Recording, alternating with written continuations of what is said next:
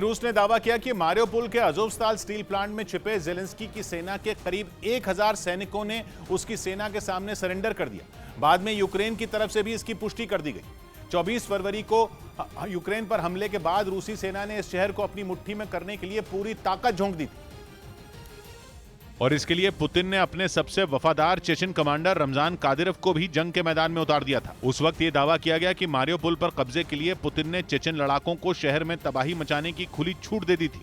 Putin का आदेश मिलते ही Chechen लड़ाकों ने रूसी फौज के साथ मिलकर शहर पर जमकर कहर बरपाया। कई दिनों तक चली जंग की वजह से पूरा शहर खंडहर में तब्दील हो गया। बाद में रूस ने यह दावा किया कि उसकी सेना ने पूरे मारियोपोल पर कब्जा जमा लिया, लेकिन शहर में मौजूद अज़ोवस्ताल स्टील प्लांट रूस की पकड़ से दूर था, क्योंकि यूक्रेन की सेना की स्पेशल यूनिट अज़ोव रेजिमेंट के सैनिकों ने स्टील प्लांट को अपना बेस बना लिया था। दावा किया गया कि स्टील प्लांट में यूक्रेन के करीब 2000 सैनिकों ने रूस के खिलाफ मोर्चा संभाल लिया था, जो न सिर्फ स्टील प्लांट में रूसी फौज को घुसने से रोक रहे थे, बल्कि हर मोर्चे पर उन्हें मुंहतोड़ जवाब भी दे रहे थे। मतलब यह कि पूरे शहर पर कब्जा जमाने के बाद भी अज़ोवस्ताल स्टील प्लांट रूसी सेना के कंट्रोल से बाहर था, जिससे पुतिन की सेना बौखला गई थी। यही नहीं, अज़ोवस्ताल स्टील प्लांट पर कब्जा करना रूस के लिए नाक का सवाल बन गया था। यही वजह रही कि रूसी फौज ने स्टील प्लांट को चारों तरफ से घेर कर हमला बोल दिया। कई दिनों तक प्लांट पर कब्जे की जंग लड़ी गई। यूक्रेन के सैनिकों को वहां से निकालने के लिए रूसी सेना ने आसमान से जमकर बम बरसाए, रॉकेट और मिसाइलों की बरसात की गई। यही नहीं, रूस ने अपने सबसे ताकतवर टैंकों से प्लांट की इमारतों पर ताबड़तोड़ गोले बरसाए। लेकिन कई दिनों तक चली जंग के बाद भी पुतिन की सेना स्टील प्लांट पर कब्जा जमाने में नाकाम रही। हालांकि बाद में रूस की तरफ से यह दावा किया गया कि इन हमलों में यूक्रेन की सेना के ज्यादातर सैनिक मारे जा चुके हैं और जो बचे हैं वो बुरी तरह घायल हैं, जिन्हें अगर वक्त रहते वहां से नहीं निकाला गया तो उनकी जान भी जा सकती है। इसके बाद अज़ोवस्ताल स्टील प्लांट से घायल सैनिकों को निकालने के लिए रूस और यूक्रेन के बीच बातचीत शुरू हुई और अब रूस ने दावा किया कि घायल जवानों को स्टील प्लांट से निकालने के लिए ज़ेलेंस्की के 1000 सैनिकों ने उसकी सेना के आगे हथियार डाल दिए। यूक्रेन के सैनिकों के सरेंडर का एक वीडियो भी रूस ने जारी किया।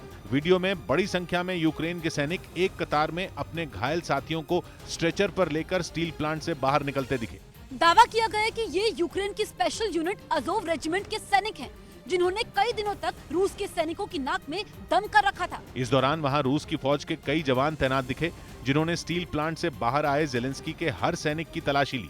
इसके बाद यूक्रेन के सारे सैनिक अपने साथियों को लेकर वहां खड़ी गाड़ियों में चले गए। वीडियो के एक हिस्से में रूस का एक सैनिक बस के अंदर यूक्रेन के एक जवान के जख्मों पर पट्टी बांधता दिखा। बाद में सभी घायल सैनिकों को अस्पताल भेज दिया गया। मतलब ये कि अज़ोवस्ताल स्टील प्लांट से यूक्रेन के सैनिकों के सरेंडर के बाद पूरा मारियोपोल अब रूस के कंट्रोल में है। यूक्रेन ने भी इस बात की पुष्टि कर दी कि मारियोपोल से उसकी सेना पीछे हट चुकी है, जो रूसी राष्ट्रपति पुतिन के लिए एक बड़ी जीत है और ज़ेलेंस्की के लिए बड़ा झटका, क्योंकि जंग शुरू होने के बाद से ही रूसी सेना मारियोपोल पर कब्जा जमाने में जुट गई थी। ऐसा इसलिए क्योंकि मारियोपोल अज़ोव सागर के किनारे बसा है, जो उस इलाके का सबसे बड़ा बंदरगाह है, जहां से यूक्रेन का स्टील, कोयला और मक्का पश्चिमी एशिया और दूसरे देशों में भेजा जाता है। इसके अलावा मारियोपोल पर कब्जे के बाद काला सागर से लगने वाला यूक्रेन का करीब 80% किनारा रूस के हाथ में चला गया। मतलब समंदर के रास्ते कारोबार करने का विकल्प भी रूस ने यूक्रेन से छीन लिया। मारियोपोल पर कब्जा यूक्रेन के सिर्फ एक शहर पर कब्जा नहीं है, बल्कि पूरे देश की अर्थव्यवस्था की कबर तोड़ने की ओर रूस का एक बड़ा कदम है। ये तक दावा किया जा रहा है कि मारियोपोल पर रूस का कंट्रोल होने के बाद यूक्रेन की बची कुची अर्थव्यवस्था भी ढह जाएगी। उधर ब्रिटेन के अखबार डेली मेल ने दावा किया कि मारियोपोल में सरेंडर करने वाले ज़ेलेंस्की के सैनिकों को पुतिन के खौफनाक कैंप, या यूं कहें कि टॉर्चर कैंप में भेज दिया गया।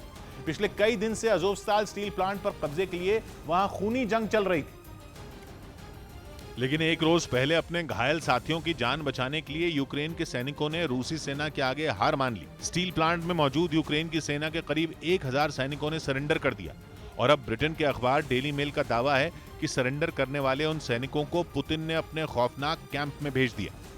इसका एक वीडियो भी सामने आया, जिसमें मारियोपोल की एक सड़क से कड़ी सुरक्षा के बीच बसों का एक काफिला गुजरता दिखा। उन बसों के आगे और पीछे रूसी सेना के टैंक चलते नजर आए।